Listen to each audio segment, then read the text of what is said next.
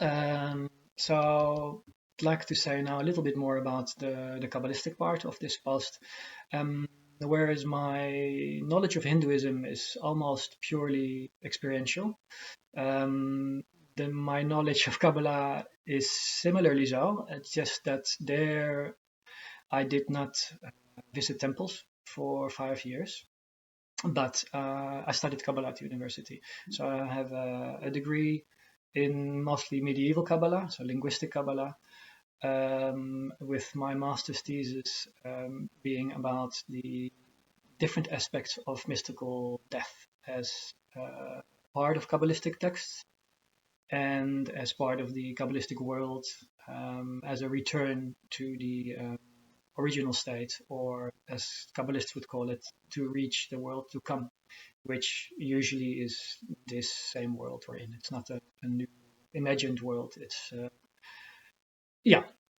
Well, all of this, of course, is recognizable from Indian philosophy. The world is the same, but the perception of it is different.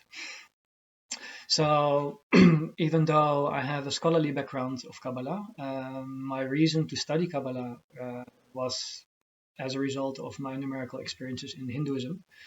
And these numerical experiences only got bigger and bigger the moment I really started to become fluent in reading these texts in their original Hebrew and Aramaic. And the textual pilgrimages, if you will, that I did as a result of that were as mind-blowing and just amazing as my pilgrimages in India have been. So to me, already that was just I didn't really see a distinction or a discrepancy between the Hindu, the Buddhist world, and the Kabbalistic world, because to me the experiences were reflected in both traditions. And in Kabbalah and Kabbalistic books, I can find back or I can trace anything I'm saying, even though that's never the starting point, and of course also not the past. But scholarly, I can back up what I'm saying with existing Kabbalistic texts. So the books of Kabbalah I am mostly interested in deal a lot with gematria, which is the original word for numerology.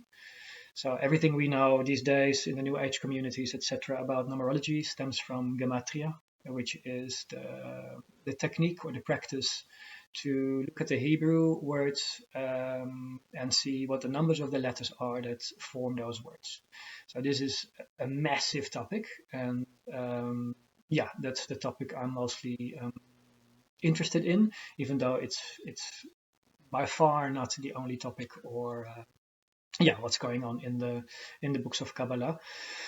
Kabbalah, of course, being older than the practical Kabbalah that we usually call Kabbalah, which only started in like the 12th, 13th century in the south of France, north of Spain, and ended basically kind of with the Zohar. These are all generalizations. Just to say that Kabbalah as a Jewish mystical stream is much older than the 13th century. The oldest books of Merkabah mysticism, which is throne mysticism, as in a reference to the throne wagon of Ezekiel, the biblical book. The oldest text here is probably the Hechalot. The greater and the lesser Hechalot texts are, I think, roughly 2nd, 3rd century. And then the latest Kabbalistic stream would be modern Hasidism, as opposed to 13th century Hasidism. Ending roughly, the teachers kind of 18th century, roughly ended in the 18th century, even though, of course, the Orthodox movement in Israel at the moment, for example, the people live in Mea Shearim in Jerusalem, these are still disciples of the 18th century Hasidim. So as such, mysticism, now having become orthodoxy, which is an interesting movement, is still existent. So to make a long story short again, the Kabbalah that I'm mostly familiar with and write about and study is medieval, so 13th century, 13 up to like 16th century. That's basically when I usually passed about that. So numerology, very important in Kabbalah because it's basically is seen as the base for letters, and the letters are seen as the foundation for words, and the words are seen as the foundation for what we actually see in phenomenology, so the material world around us. So in a Kabbalistic setting, if there is such a thing at all as cause and effect, first there would have been the numbers, as in a more of a chemical representation of reality. The numbers express themselves in letters, and hence every letter has a number. And the combined letters forms words, and only the words then form the thing. So Kabbalistically, when you take the word out of the thing will cease to exist. That's the power of the words. So the words don't point at things in the world of Kabbalah. A word is not like a reference to something or a description of something. The word actually is the thing. So that's something too interesting to wrap your head around, maybe. It's a very different concept of all the other different streams of mysticism I at least am familiar with, and as such is fascinating. So the numbers are important because they precede words, but the numbers are also important because they refer to certain sefirot. So I post a lot about the sefirot. The sefirot in Kabbalah, it started with Sefer Yetzirah, even though there the use of Sefirot, this is the book of creation, a very old book. Strictly speaking, maybe not even Kabbalah yet. So the first book in which the Sefirot are dealt with as they were going to be dealt with afterwards, or were dealt with afterwards for like 1,000 years. The first book dealing with the Sefirot as such is Sefer HaBehir, the book of clarity. And also there we find numbers referring to just the Sefirot. So the Sefirot as the 10 divine emanations of the Godhead, vaguely similar to the different Indian deities as far as I'm concerned, but of course we have to be careful when you start making comparisons like this. Anyways, so in the realm of the tree of the Sefirot, the 10 Sefirot, which is also in a macrocosmic sense the original human, and in a microcosmic sense part of our own, of each human's body and spiritual makeup. Those Sefirot are male and female. So apart from their numbers, and the numbers refer to them, they also go by they're also male or female, which is important for a number of different reasons, of course. So whereas in Hinduism you would have Shiva and you have Shakti, in Kabbalah it's not that clear cut, as in there's not two distinct deities or powers you can point to. Every single power will be either male or feminine, and masculine or feminine.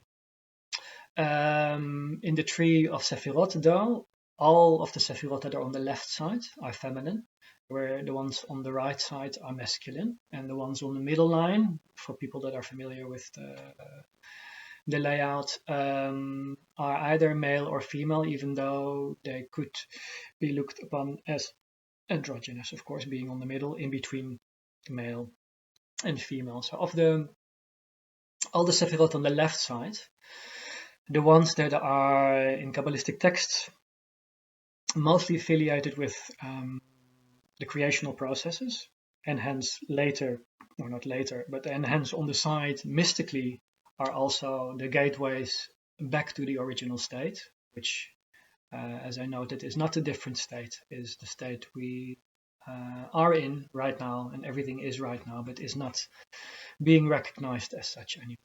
So the three Sefirot that mostly deal with that are Bina, which is the third Sephira, meaning understanding. The fifth, Gebura, strength or power. And the last of the 10 Sefirot, Malchut. Malchut is on the middle, on the middle line of the tree of Sefirot, but still feminine. So Malchut, the kingdom, is what basically is this world. so the world, the present world, as they call it in Kabbalistic texts. And to come to the state of the present world, so phenomenology, the manifestation of duality as it is in our created world, the powers undergo revolutions and changes. And these revolutions and changes take place to start with in Bina, because it's the first feminine Sephira, and hence also called the mother from which the other Sephirot are born. So first there is Bina, then the fifth, which is Gebura. Gebura, like I said, strength or power, but the fifth also goes by different names. So the fifth Sephira Gebura is also called Din, which is judgment, and also called Pachad, fear. So for those of you who are a little bit familiar with the Indian spheres of deities and goddesses, there is a strong overlap here with Kali. Kali, of course, evoking fear, and